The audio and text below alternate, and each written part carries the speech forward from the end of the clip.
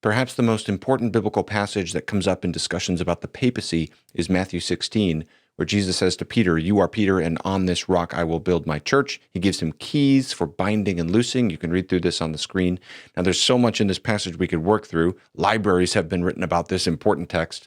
But one question we can pose is this: is Peter being singled out here, or is Peter being given responsibilities that he ultimately shares with the rest of the apostles?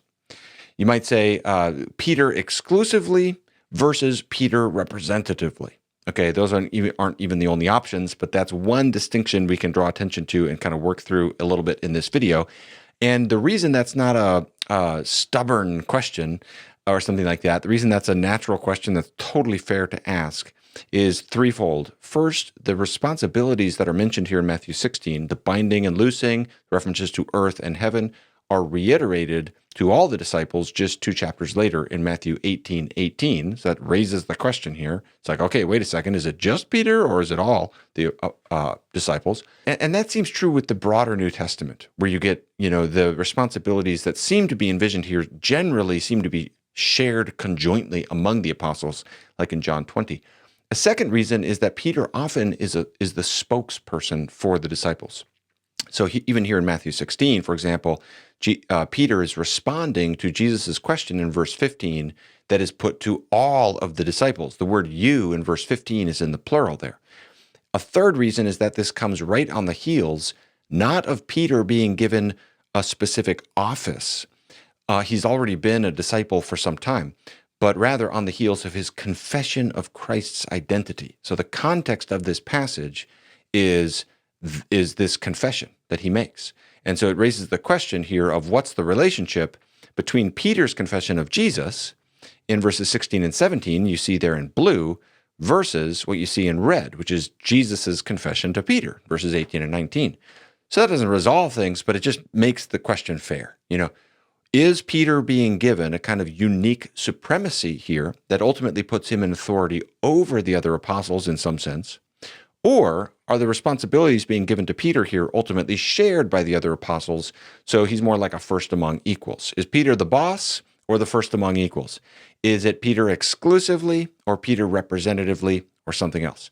Well, again, huge question, but one of the things we can do to try to get some traction is just look at how the church fathers and other generations of Christians prior to us worked through this. And so in this video, let's just work through Augustine's exegesis of this passage, and specifically this question, this exclusively versus representatively question with Matthew 16.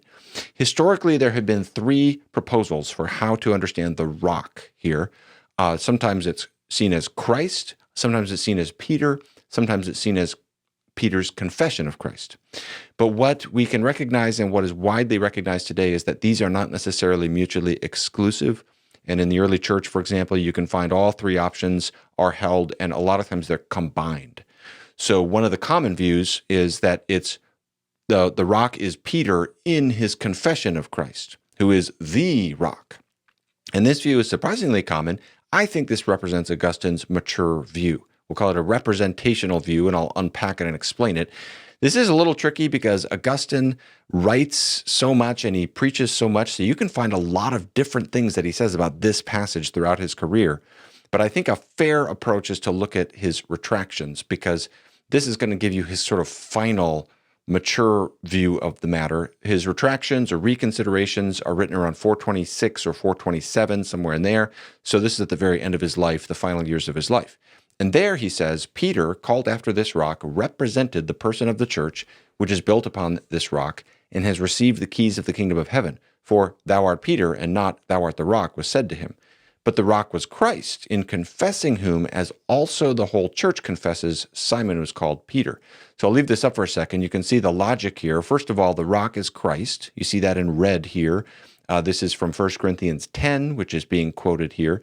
And then second, you see in blue, Peter confesses Christ, and therefore he is the rock in that confession. And that also explains the sentence there in the middle, and the logic of this sentence that I put in purple. For thou art Peter, and not thou art the rock, was said to him. So the idea seems to be something like this. Christ is the rock. Peter confesses Christ. Therefore, Peter is the rock in that act of confessing the rock. It's like the greater rock and the lesser rock or something like that. You have this interplay between Peter, confession, and Christ. It's not necessarily mutually exclusive. You can maybe we can get some clarity and progress in understanding this if we look at some of his other language from earlier in his sermons. For example, you'll find Augustine speaking of Peter as rocky.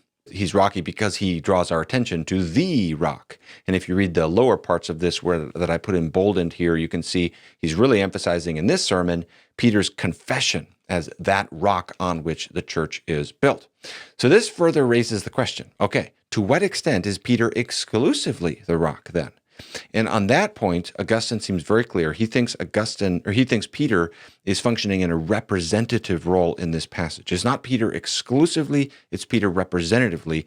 And that from this same passage from the retractions, I put in red here so you can see that stated very explicitly twice. Peter represents the entire church in this act of confession. And that's the case in some other passages in Augustine's writings as well.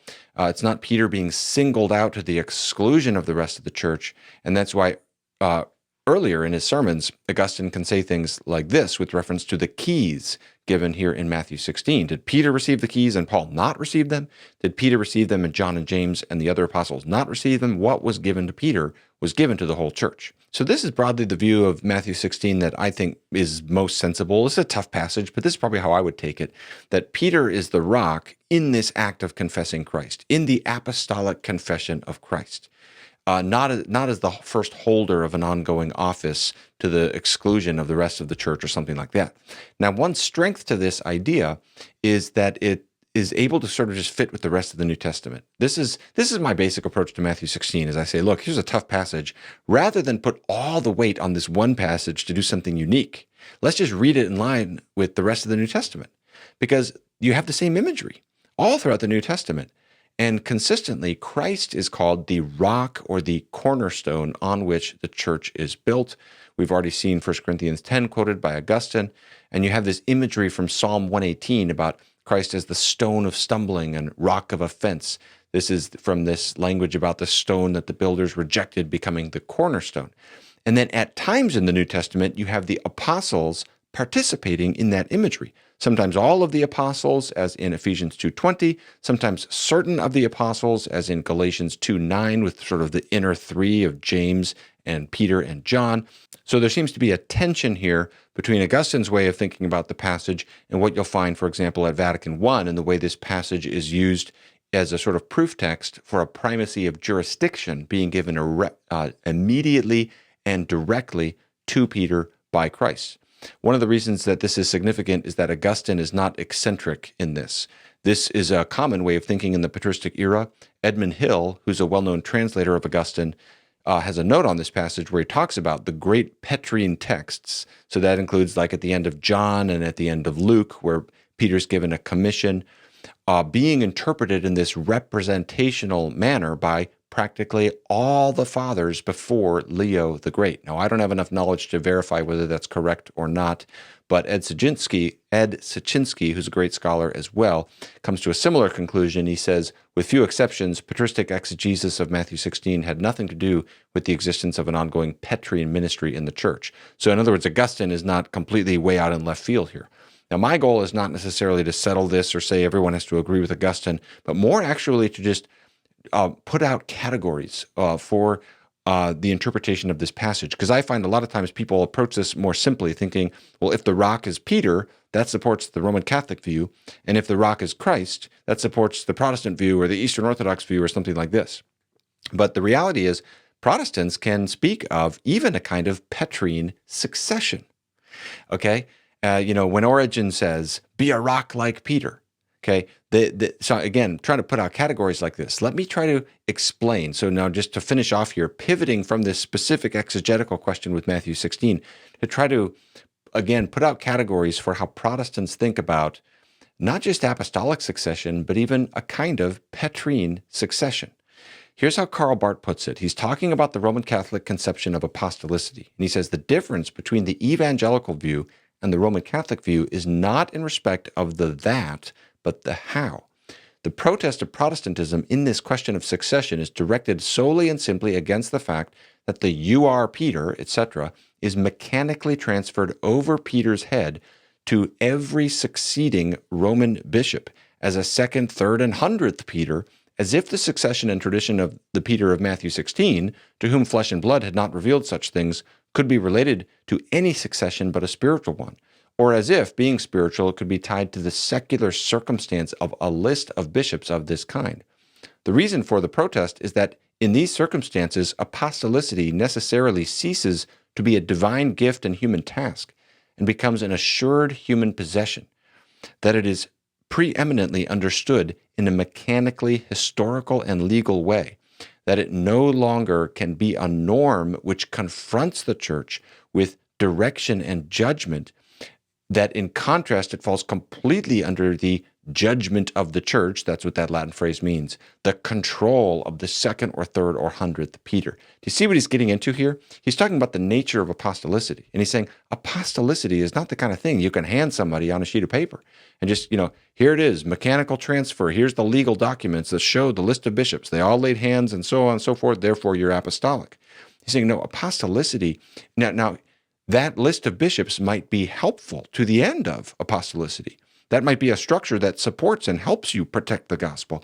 But first and foremost, apostolicity is a matter of fidelity to the apostolic gospel, the Petrine confession of Jesus. And that must always stand above us and hold us accountable to it. We are never in possession of it. So that's a little bit of a Protestant view on these things. What do you think? Let me know in the comments. Short video, targeted, specific on this one issue. Hopefully it helps somebody. Thanks for watching, everybody.